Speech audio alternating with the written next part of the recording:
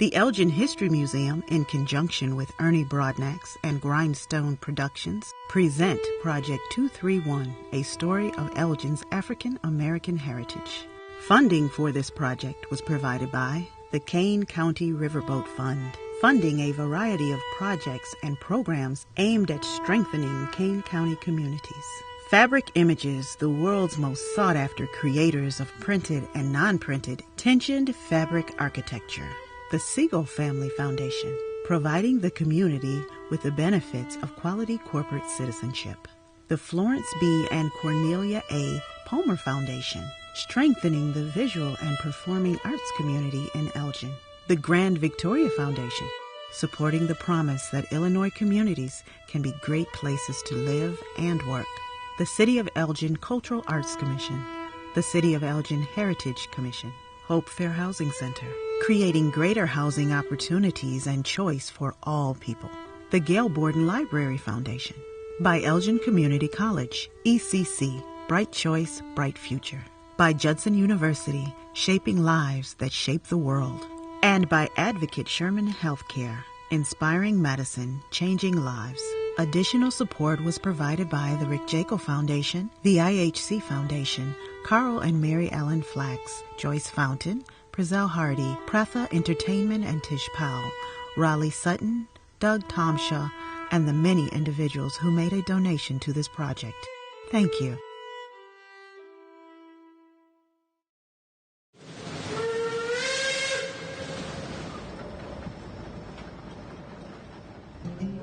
My great-great-grandmother, Ann Bosley, was one of the contraband to arrive here in Elgin, Illinois in 1862. Our family bloodlines can be traced back 7 generations here in Elgin. My great-great-grandmother died when I was 2 years old. I don't remember her, of course, but I've been told that she held me in her arms. I often think about that. She was an ex-slave. A lot of people think slavery was ancient history. It wasn't that long ago.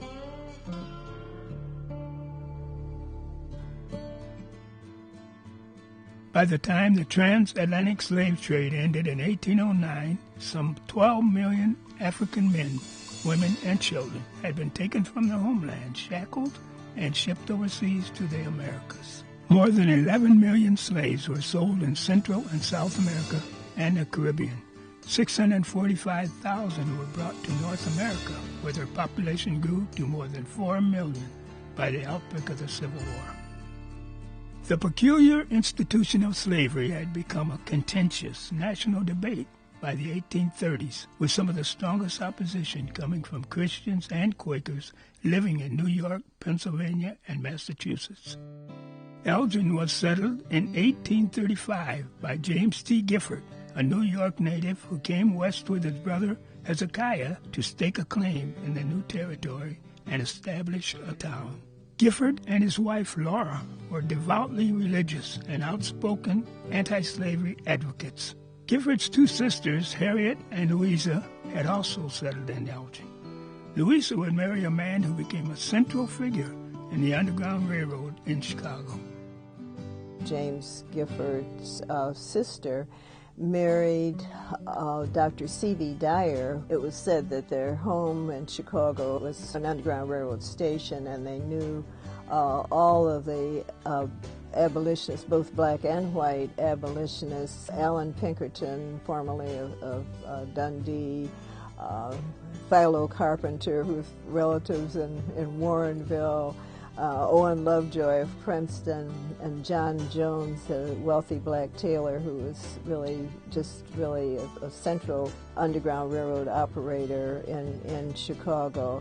A lot of people have this idea, this sort of false notion about the Underground Railroad, that it was a series of tunnels or hidey holes or trapdoors from places in the South all the way up to Canada. And that's not exactly what they mean by Underground Railroad. In actuality, underground's another word for secret, and railroad refers to the network of people and places that were advocates for the freedom seekers. A lot of the Underground Railroad stories talk about the houses where the Underground Railroad operated. But it was really, the Underground Railroad was more of a people-based operation that was something of a network. Slavery, prior to 1865, was still legal under the Constitution of the United States. Slaves were considered property, and so helping a slave to escape via the Underground Railroad was a crime. The Fugitive Slave Act of 1850 put into law severe penalties for anyone helping freedom seekers escape their owners. Slaveholders would often send slave catchers, or really who were bounty hunters, to try to track down a person. And the Fugitive Slave Act provided that a $1,000 fine would be charged to anyone who assisted an enslaved person in the escape. Although Illinois was a free state, it had enacted black laws that prohibited even free blacks from settling in the state. Effectively, what the black laws or the black codes did was prevent free people of color from settling in the North. Not only can you not settle in Illinois, but Indiana's doing the same thing or something very similar. And by the 1840s, when Iowa becomes a state, they're doing something similar as well. So you're really trapped. You have to go all the way to Canada. There's no other way around it. Slavery was the political, social, ethical, and moral issue of the day. Anti-slavery speakers would tour cities and towns across the North to gain support for the movement. In 1840, Owen Lovejoy came to Elgin to speak of the evils of slavery.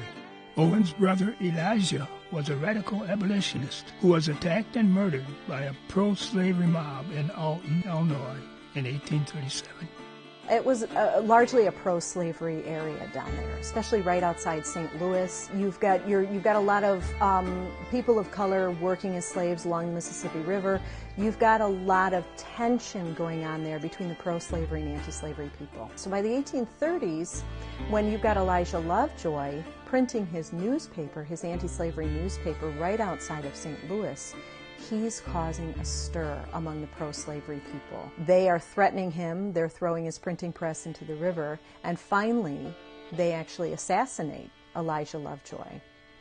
And he becomes a martyr for the movement, not only for the anti-slavery movement, because here's one of their own that's murdered for his beliefs, but for freedom of press. People were appalled around the country because this is a violation of their freedom to speak. And it really became a larger issue at that point. He became a martyr for the cause in a bigger arena, pulling more people into this issue of anti-slavery. And then his brother Owen took on the cause, became a politician, and was absolutely unapologetic about his anti-slavery beliefs. Elgin civic leaders invited other anti-slavery speakers to town, such as Frederick Douglass, an escaped slave whose outstanding oratory skills had raised him to national prominence. Douglass spoke in Elgin on two occasions, once in 1853 and again in 1855.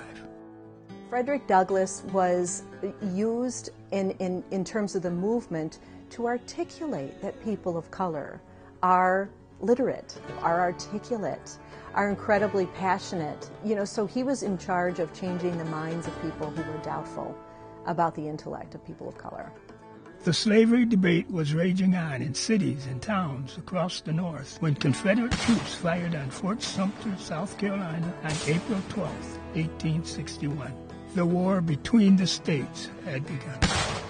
We're standing at the corner of Geneva and DuPage Street in Elgin on the Near East Side. Behind me is a building that many people remember as Franklin School that served in that role until the 1970s. But in the 1860s, this was the site of the First Baptist Church, which would actually locate a block north of here a year later. In April 1861, Fort Sumter was fired upon, and President Lincoln issued a call for volunteers to put down the rebellion. Among the people who would join that year would be Pastor Benjamin Thomas of the First Baptist Church and John S. Wilcox, then a 26-year-old attorney, also of the same congregation, who was a deacon in the church.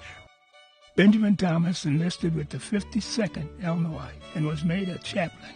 Wilcox joined the command as a captain. The 52nd mustered out of Geneva, Illinois in November 1861.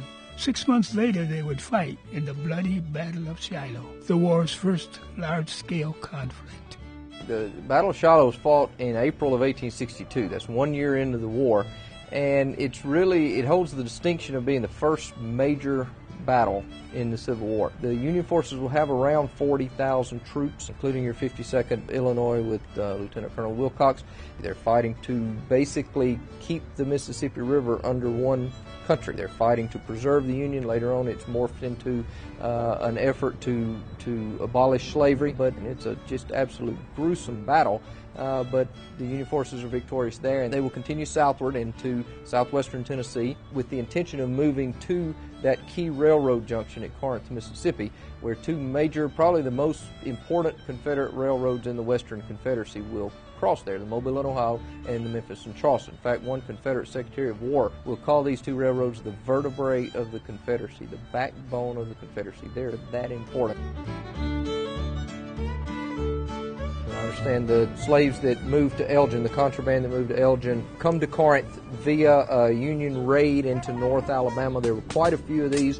One of the Federal cavalry colonels at Corinth, Colonel Corning, will make several raids into the interior of Mississippi and interior of Alabama, and a lot of the slaves will follow his columns back out. There's a great example of this. General Grenville Dodge, who is the post commander at Corinth, he described them coming back in every type of conveyance that you could think of, from the master's buggies to regular farm wagons to wheelbarrows. To understand how the contraband former slaves wind up at Corinth, you have to take a step back and kind of understand the federal policy towards slaves. And again, remember that at the beginning of the war, Lincoln makes clear we're not fighting this to end slavery. We're not getting into the social aspects, the racial aspects of this. We're fighting to preserve the Union, and that's what you begin to see in terms of the federal policy. In fact, if you capture a slave, you have to send him back, because at this point, slavery is still legal in the areas that the Union forces are occupying. Constitutionally, it's still legal to own a slave. So the federal government can't rightly come in and take those slaves and say you cannot have them anymore because it's constitutionally protected. Now, over time, what they begin to realize is that we keep sending these slaves back, and they're digging entrenchments, and they're building forts, and they're growing food for the Confederate Army. Why are we sending these guys back to be used against us?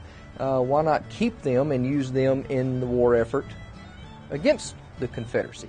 And so we begin to see a change in particularly 1862 with the various confiscation acts. Ultimately, of course, this will result in the Emancipation Proclamation, in the preliminary Emancipation Proclamation in September.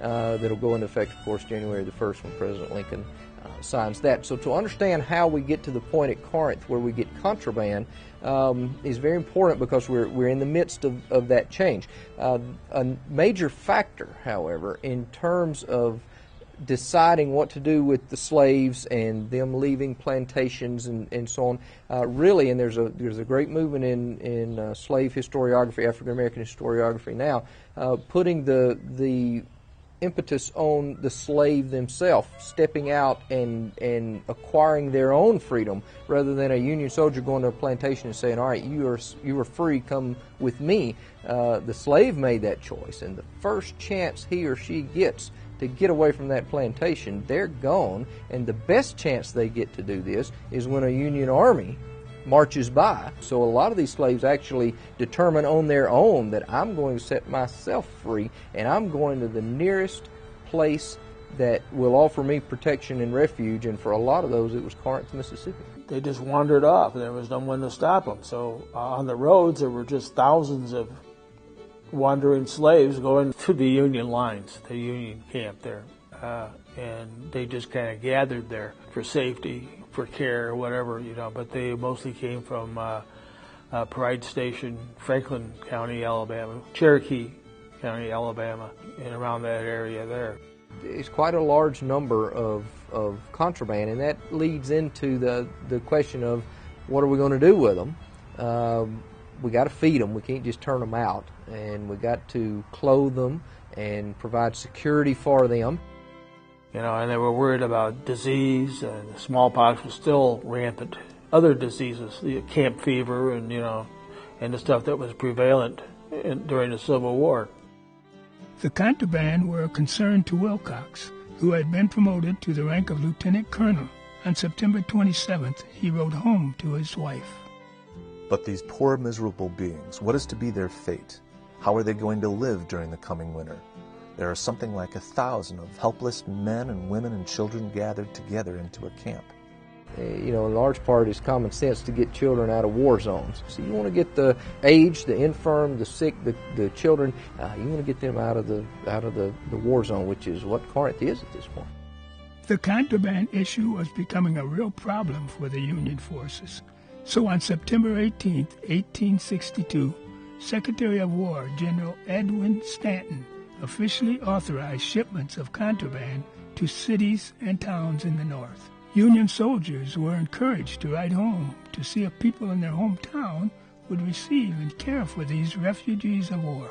Chaplain Thomas didn't hesitate. He had been given the charge of accompanying a train load full of wounded soldiers from Corinth to Cairo, Illinois. So he used that opportunity to arrange for more than 100 contraband to make the trip with him as well. He wrote to his friend, Reverend A.J. Jocelyn, with his plan to bring the refugees north to Elgin. Dear Brother Jocelyn, I expect to arrive in Cairo next week with a trainload full of contrabands. How many do you think you can find homes for at or near Elgin? Shall I bring a carload of these poor creatures to your place, with any assurance that they will find food and clothing at or near Elgin? When Jocelyn received the letter from Thomas, he quickly formed a committee to address the issue and sent a telegraph reply to Thomas in Cairo. The committee instructs me to say that if you find it necessary to bring any of the contrabands under your charge so far north as this, rest assured they shall be provided with good homes during the war. We are willing to do anything, bear anything, suffer anything, if we may but be instrumental in tearing down the odious temple of oppression and taking from the accursed rebellion its element of power. They probably took the Louisville and Nashville Railroad from Corinth to the southern tip of Illinois, to Cairo, and crossed the river and ended up stalled in Cairo because of the officials, the state officials wouldn't allow them to be there because of the black laws that said you could not bring African Americans, slaves, into the state for the purpose of freeing them. So he was stymied there for a while, but he was under military orders, and he held his military orders up and said, you know, this is a federal thing, this is a military thing, and, you know, get out of my way. So they let him go. And he took the Illinois Central all the way up to Elgin.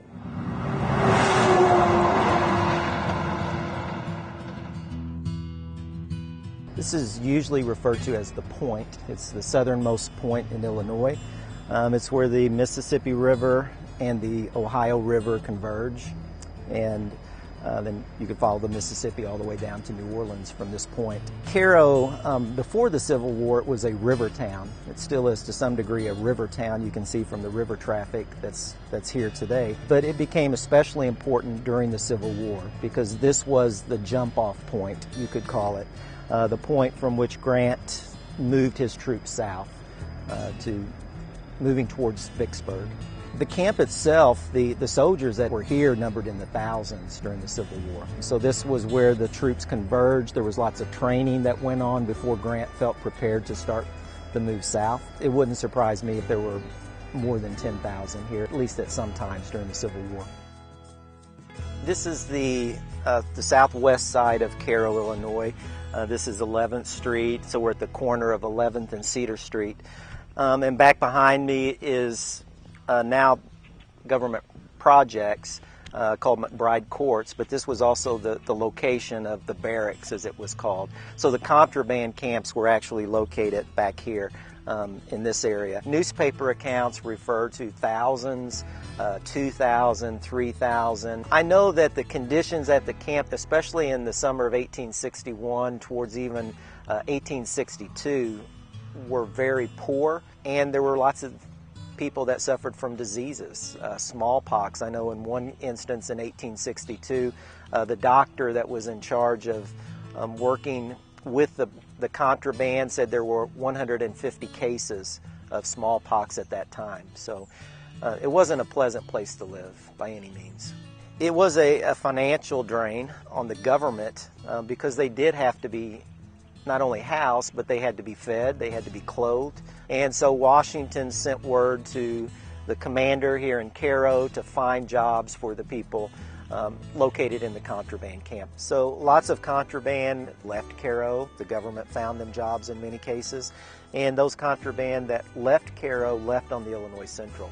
This is where the Illinois Central came through. And this was a passenger depot. White passengers would have gotten onto the trains here on passenger cars. Contraband would have more than likely gotten onto boxcars or freight cars. So the 110 that went from Cairo, the contraband camp, north to Elgin, this was where they embarked from. This was the beginning of their journey farther north to Elgin. In fact, you can still see under the pavement in some places the Illinois Central rails are still exposed. Although Illinois' black laws were set up to keep blacks out of the state, the federal laws regarding contraband superseded the state law. Yet, there was so much pressure from politicians, including the Democratic mayor of Chicago, to stop the shipments of contraband into the state, that on October 13, 1862, General Stanton issued an order to stop all shipments of contraband into Illinois. However, Elgin's contraband train was already on its way. We're standing at the corner of Symphony Way and Douglas Avenue in Elgin. These streets were originally North Street and Mill Street. It was on the same spot on this same date, Wednesday, October 15th, 1862, 152 years ago to the day, the contraband train arrived in Elgin with 110 contrabands or former slaves. There were 5 men, 28 women, and 77 children, and they arrived on 2 boxcars, and they spent the night at the Kimball House, which is right behind me, where citizens from the community had brought food. They gathered in the basement, and the next morning, various people from Elgin came to the Kimball House. They knew these people had arrived here, and they took them to their homes to put them up and provide them food and a place to live, and in many cases, employment. Can you imagine what it must have been like for the people who escaped to the Union lines and then were selected to be sent to Elgin by train, where the only white people you had known prior to that were slaveholders. And then as you got off the train, to be greeted by local white citizens who really welcomed you and had housing in the Kimball Hotel across from the train station, and ample food that just must have been just mind-boggling for so much to have happened so fast.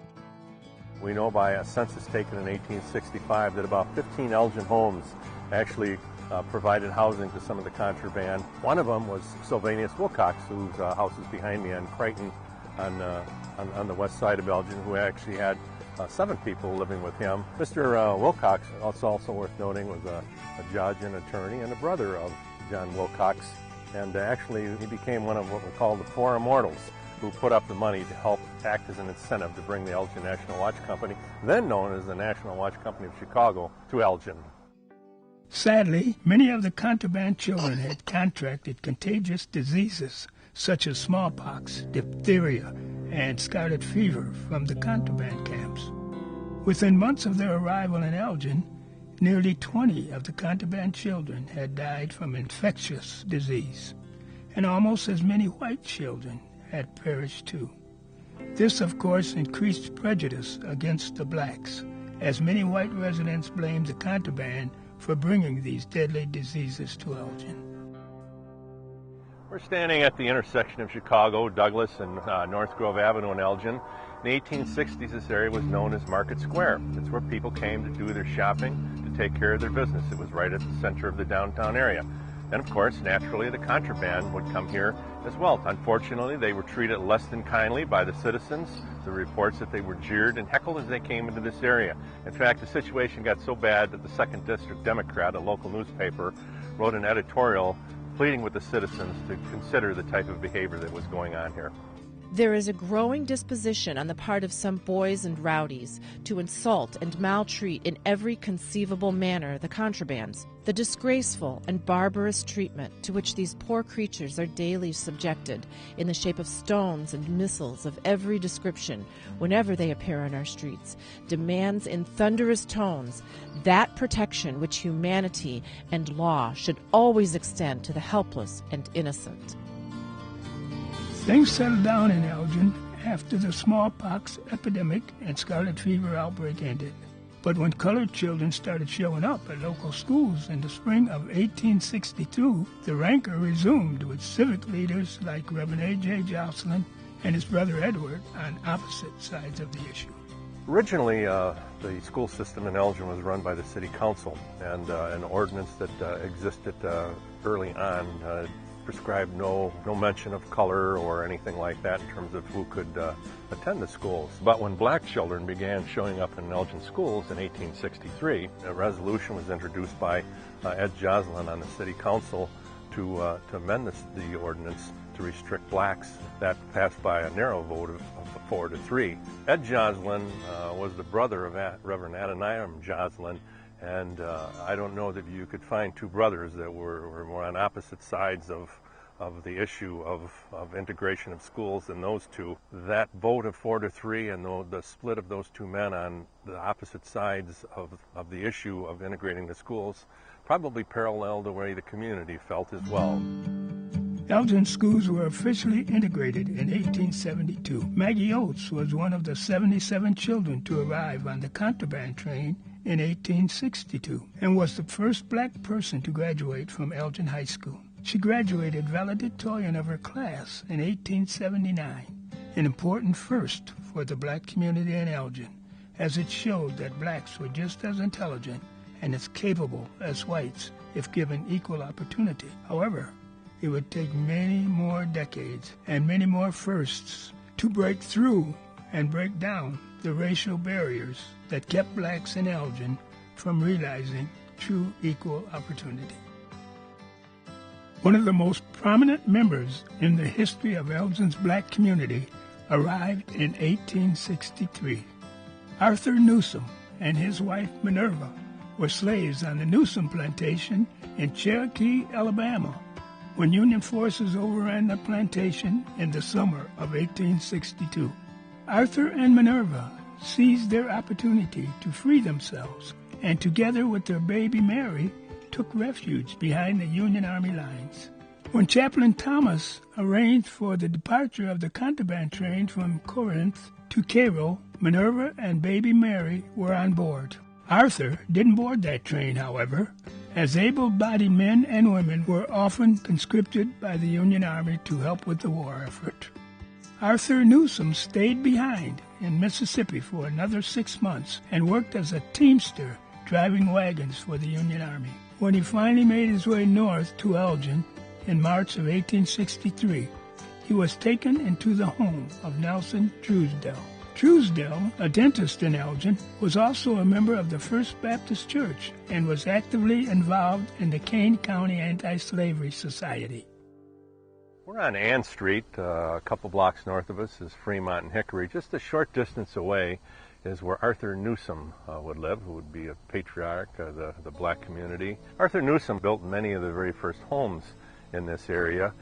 He was sold lots on easy terms by Mr. Truesdell, and Mr. Newsom worked at Morgan's Lumber Yard, and using some of the materials there, he built these homes. Many of them, by comparison to today's homes, were considered shacks or hovels, but they were home to people that had lived as slaves for all their life. They now could live in freedom in their own home. And this area over the years would eventually become known as the settlement, a very tight-knit area where blacks would live and actually be relegated to living for many years in Elgin.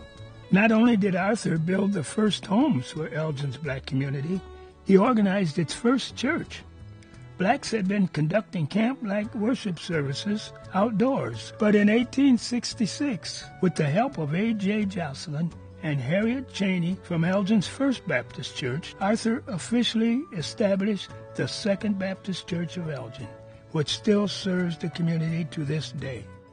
We're at the corner of Park and College Street in Elgin.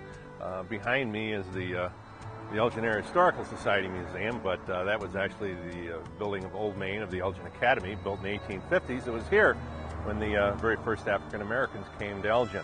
The area to the east of the Academy was known as Colby's Grove, where different outdoor events would occur. And this would be the site of some of the very first religious services that the African Americans would have.